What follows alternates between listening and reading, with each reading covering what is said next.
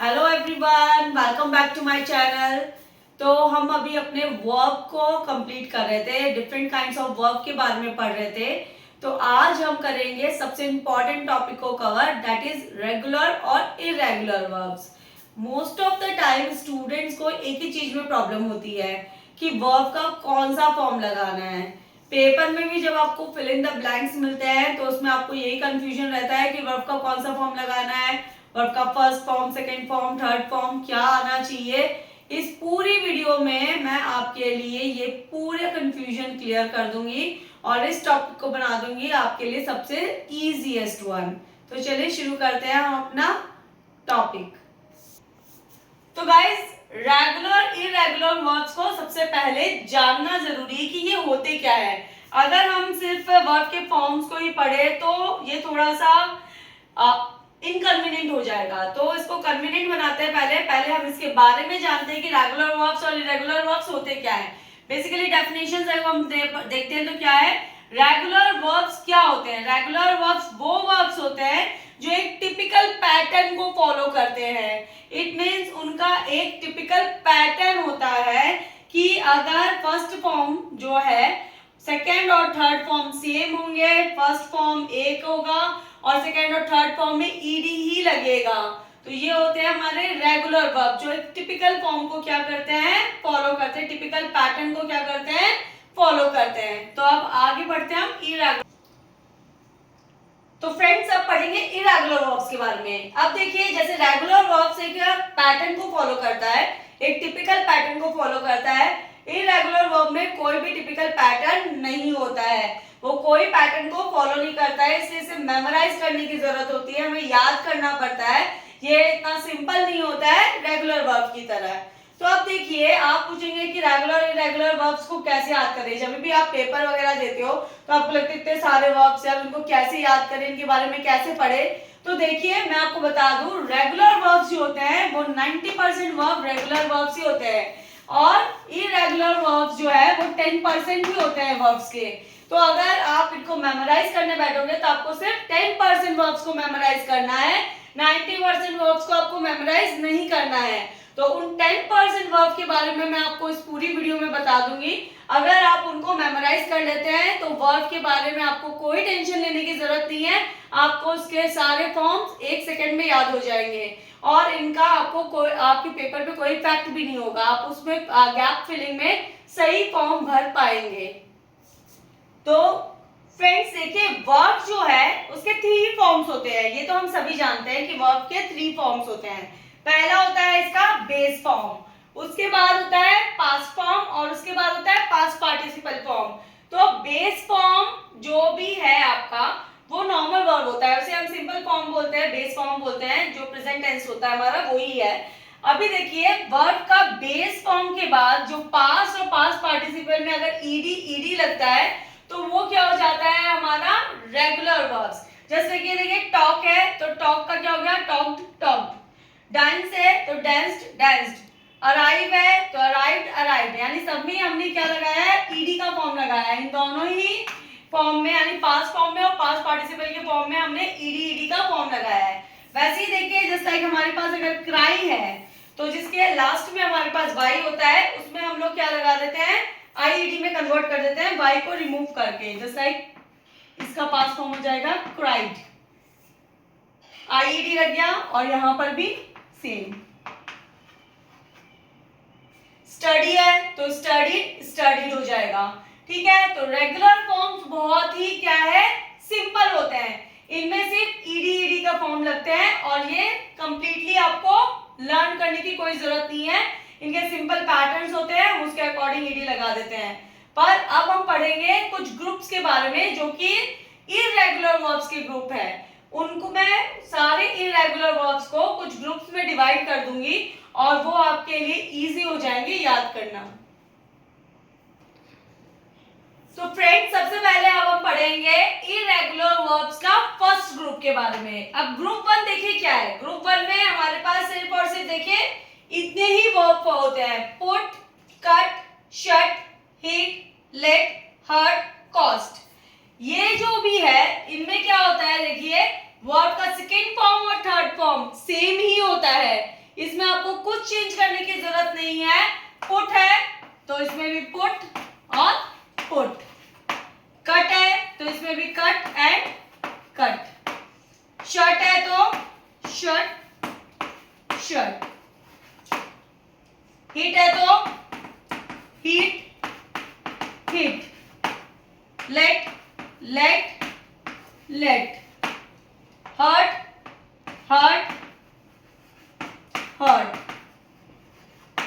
और कॉस्ट है तो कॉस्ट एंड कॉस्ट। यानी देखिए इसमें आपको कुछ भी याद करने की जरूरत नहीं है, सिर्फ आपको ये 1 2 3 4 5 6 7 जो वर्ब है ये कभी भी चेंज नहीं होते हैं, ये जैसे है वैसे के वैसे ही रहते हैं।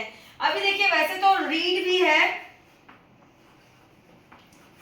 रीड को भी हम सेम ही लिखते हैं, इनकी स्पेलिंग सेम होती है, प्रोनाउंसिएशन से इनका सिमिलर नहीं होता है, प्रोनाउंसिएशन इनका अलग अलग होता है। रीड को हम रेड रेड पढ़ते हैं पर स्पेलिंग एज इट इज ही रहेगी।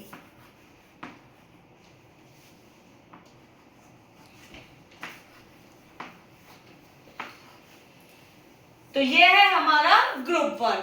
अब मूव करते हैं ग्रुप 2 पर। तो फ्रेंड्स आता है ग्रुप 2। ग्रुप 2 के हमारे पास 3 कैटेगरीज है।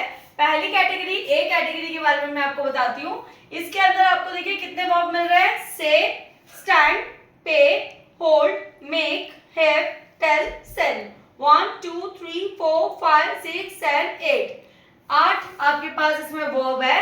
इसका वैसे ग्रुप 2 की कैटेगरी का मतलब ये है कि इसमें वर्ब का सेकेंड फॉर्म और थर्ड फॉर्म दोनों सेम होता है।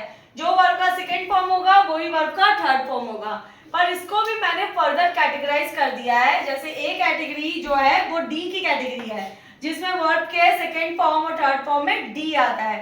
जैसे से का क्या हो जाएगा, set set, stand stood stood, pay paid paid, hold held held, make made made, have had had, tell told told, sell sold sold. तो ये देखिए कितना इजी है, देखिए सिर्फ इतने से वर्ब जिसमें आपको डी का फॉर्मूला डी लगाना है लास्ट में, और ये जो है आपके इजीली आपको याद हो जाएंगे क्योंकि वर्ब का सेकंड फॉर्म और थर्ड फॉर्म क्या है, सिमिलर है। तो जाते हैं बी कैटेगरी की तरफ। अब ग्रुप सेकंड की बी कैटेगरी के बारे में पढ़ते हैं। इसमें देखिए आपके पास सिर्फ और सिर्फ 4 वर्ब है, टीच, बाय, थिंक, कैच। इसमें आपको क्या करना है, लास्ट में जीएसटी आता है। इसमें सब में देखिए लास्ट में जीएसटी है, और क्योंकि ग्रुप 2 की कैटेगरी है तो इसमें वर्ब का सेकंड फॉर्म और थर्ड फॉर्म क्या होगा, सिमिलर होगा। देखिए टीच का क्या हो जाएगा, टॉट टॉट, बाय का बॉट बॉट, थिंक का थॉट थॉट, कैच का कॉट कॉट। एक और कैटेगरी इसके अंदर होती है, देखिए ब्रिंग। ब्रिंग के बाद क्या होता है, ब्रिंग का भी ब्रॉट ब्रॉट। अभी ग्रुप 2 में नेक्स्ट सी कैटेगरी क्या है हमारी, जिसमें लास्ट में टी लगेगा। जैसे पहले वाले में डी लग रहा था, नेक्स्ट वाले में जीएसटी लग रहा था, इसमें लास्ट में देखिए टी लग रहा है।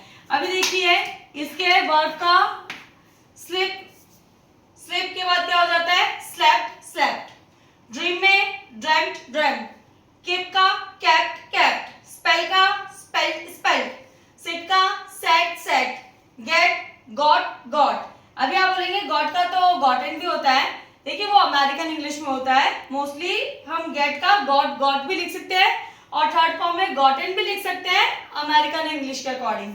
फिर लॉस का लॉस्ट लॉस्ट, बिल्ड का बिल्ट बिल्ट, स्पेंड का स्पेंड स्पेंड, सेंड का सेंट सेंट, एंड लैंड का लैंड लैंड। तो देखिए कितना इजी है। अगर आप रोज की एक कैटेगरी भी याद करें तो आपको इरेगुलर वर्ब्स बहुत अच्छे से याद हो जाएंगे और आपके लिए इजीएस्ट भी हो जाएंगे। वो हजारों 2000 3000 इतने सारे हमारे पास वर्ब है, हम कैसे याद करेंगे, हमें वर्ब की फॉर्म कैसे याद होगी, ये सब टेंशन लेने की जरूरत नहीं है।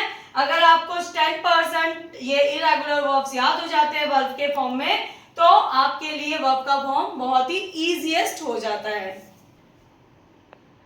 अब देखिए ग्रुप सी की कैटेगरी जो है, इसमें सबसे पहले ए ग्रुप पे जाते हैं हम। इसमें देखिए ऑलमोस्ट आपको मैंने 14 वर्ब्स दिए हैं। इनमें वर्ब की फर्स्ट फॉर्म, सेकेंड फॉर्म और थर्ड फॉर्म सभी क्या है, अलग अलग है। और जो थर्ड फॉर्म है उसमें देखिए ई एन का फॉर्म आ रखा है सब में। चेक करते हैं एक बार। फॉल, फॉल का क्या हो जाएगा? Fell, fallen. Break, broke, broken. Be, was, were और been. Wake, woke, woken. Write, wrote, written. Forget, forgot, forgotten. Bite, beat, bitten. Hide, hid, hidden. Write, wrote, written. Give, gave, given. Take, took, taken. See, saw, seen. Eat, ate, eaten. Speak, spoke, spoken. तो सब में देखिए last में en का form आपको V3 में मिलेगा।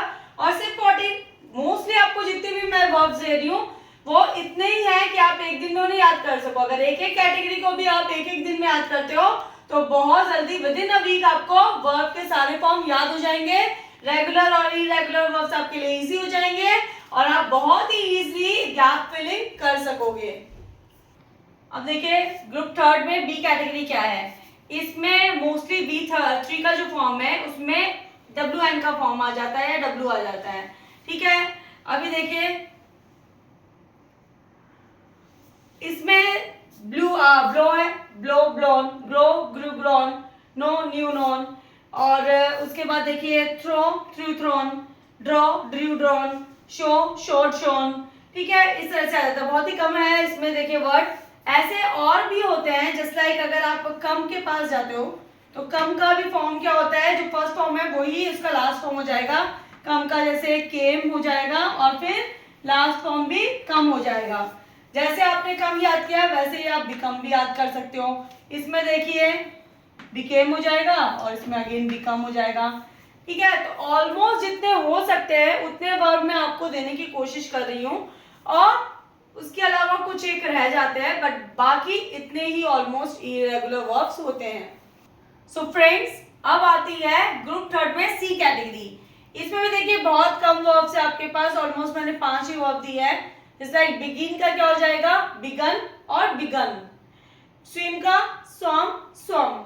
Ring का रैंक, रंग। ड्रिंक का ड्रैंक, ड्रंक। सिंग का सैंग, संग। ठीक है, तो ये ऑलमोस्ट मैंने आपको सारी कैटेगरी में इन सारे वर्ब्स को कवर करने की ट्राई की है। कुछ एक और एक्स्ट्रा वर्ब हो सकते हैं पर ऑलमोस्ट मैंने उन 10% को आपको देने की पूरी कोशिश की है। और आई मस्ट नो कि अगर आप ये सबको याद कर लेंगे तो आपके लिए ये वर्ब के फॉर्म्स बहुत ही इजी हो जाएंगे और पेपर में आपको इन वर्ब से तो बिल्कुल भी डर नहीं लगेगा।